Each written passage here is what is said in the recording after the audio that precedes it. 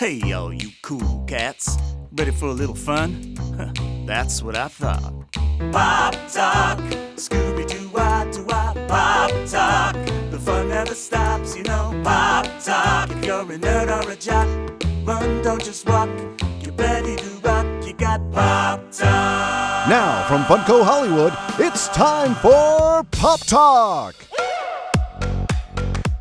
Hey everybody, it's your pal Funmaker Mike. We have another episode of Pop Talk. Wait till you see who I've got for us today. You know her from the theaters, the movies, TV, pops, all sorts of cool stuff. Emily Swallow, thank you for coming to Pop Talk.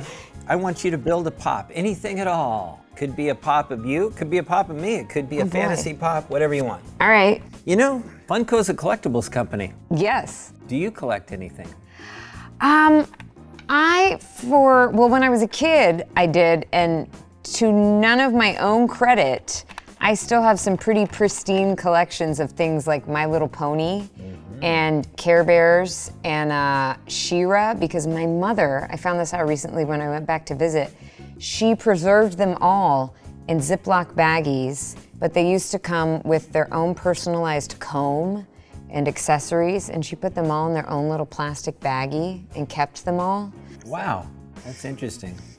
Moving on to something hard-hitting, what was your favorite cartoon growing up as a kid? Ooh, She-Ra, Princess of Power, and He-Man, both of those. And definitely Jem and the Holograms. And I recently got to meet the voice of Jem and the Holograms, and that was just like a childhood fantasy come true. They were everything to me. That's a good one. Yeah? You like approve? it. Yeah. All right, good. Woo!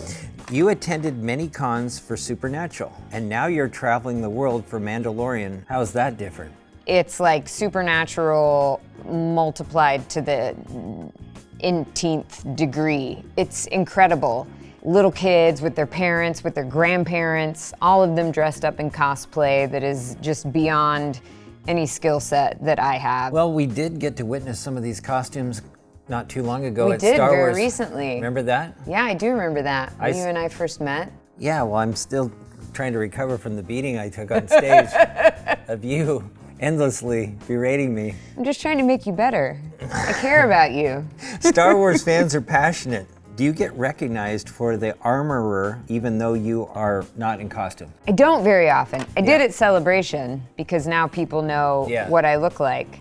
It's kind of fun and awkward sometimes because, you know, sometimes I'll be at a convention and people will come to my table and they'll kind of look at me. They look kind of skeptical. They're like, are you really the armor? Especially if it's a day when I am particularly, because the armor is very, very still. She's very still, she's very grounded. As you may have noticed, I am a pretty animated person. Yeah. I have a lot of energy, and so I think sometimes I don't know, I guess maybe they think I'm a ringer, that I'm just like standing in for the real armorer. You know how we could get the whole world to know? How? Comic-Con. Why don't you come as our guest to like Fun Days or Hall H or something? Do you want to do that? Yeah. You do it? Sure. The voiceover acting on video games is becoming a big deal. I've heard that and I've seen that. Okay, tell us a little bit about your experience in video games. I've done a few of them, and they put you in this suit with little balls Velcroed to you for motion capture. You look like a complete idiot, and it's basically like you're back to being 6 years old again because you don't have a set, you don't have anything that will be this masterfully animated video game world. And it really does look like a movie a lot of the time. You just have this like empty sound stage that you're running around in, and these special cameras are capturing all your movements. And then you see the work that these animators do, and it's magnificent. Your origins are in theater and stage, including Shakespeare in the Park, Broadway, the Old Globe Theater. I think that's in San Diego, actually. Yeah. The Guthrie Theater, and just recently King Lear at the Wallace in Los Angeles. Tell us a little bit about your theatrical career and productions.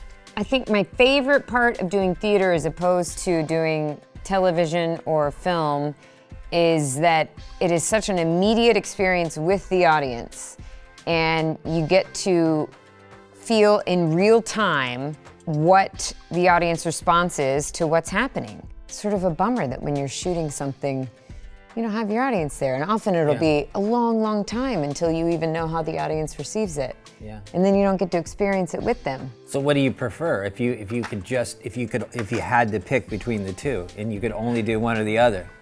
I hate having to pick. You have to pick. I'm not good at making decisions. Well, for my livelihood, definitely TV and film. Yeah. What's your favorite movie of all time? The Princess Bride. You're alive. Have you ever read the novel, though, for The Princess Bride? No. That is an experience. And you might think like, oh, I'm just gonna be reading a book version of the movie, but it'll take you by surprise. I highly recommend it. I highly recommend it. You want to talk about your dog a little? Or I a have little 2 more? dogs. You do have 2? Now, as of a month ago, we have 2. We have Norma Jean and Arthur Miller. Norma Jean Meatballs is our firstborn. She is half French Bulldog, half Boston Terrier. And now we have Arthur Miller, who is half Pug and half Boston Terrier. I love animals. Always grew up with animals. Yeah. Yeah. I do too, especially dogs. Yeah. I don't really like cats. I don't either. Yeah. Oh my gosh, people are gonna hate me for saying that. Cats are fine. I just don't need to own any. Do you sing on stage ever? Yes, I used to do, and I guess I would still, if the opportunity arose, I would do a musical. I've done exactly 1 Broadway musical of High Fidelity, the Nick Hornby novel / John Cusack movie. We had 2 weeks of previews. We opened on Broadway on a Thursday, and when we got to work the following Tuesday, we found out we were closing at the end of the week. Whoa. What I like to tell people also is that show had David Lindsay Abaire had written the book. Tom Kitt and Amanda Green wrote the music and lyrics. David Lindsay Abaire and Tom Kitt both went on to win both Tony Awards and Pulitzer Prizes.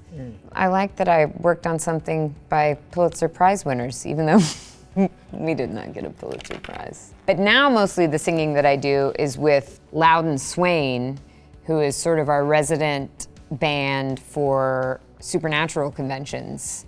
They're all fantastic musicians, and there happen to be quite a few actors on Supernatural who are great at singing, and so we sing all sorts of stuff.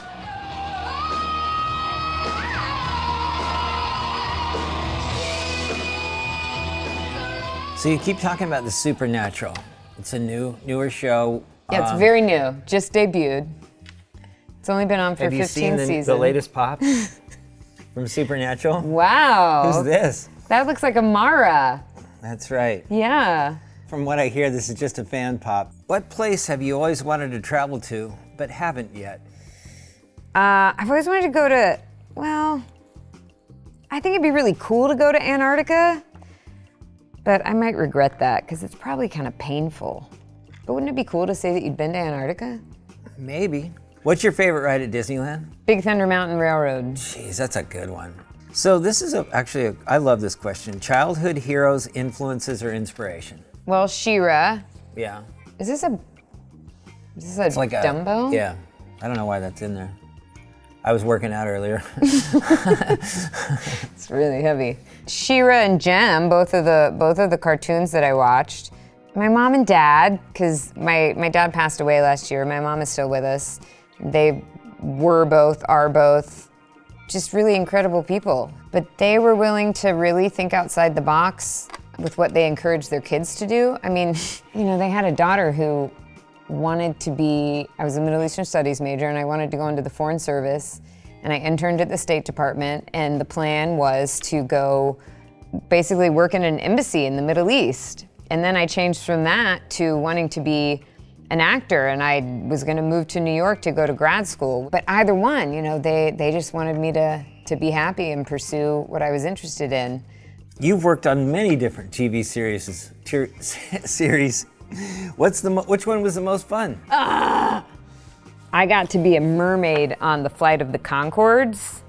So Flight of the Concords started as this musical act, Brett and Jermaine. And so I was in an episode where they were on one of these tours, and they ran into this women's water polo team. So they had this fantasy about lovely lady mermaids.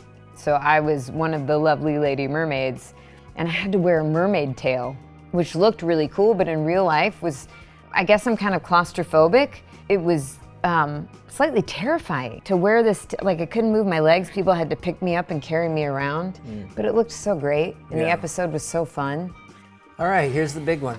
What's it like being popped? Oh my gosh. Here it is.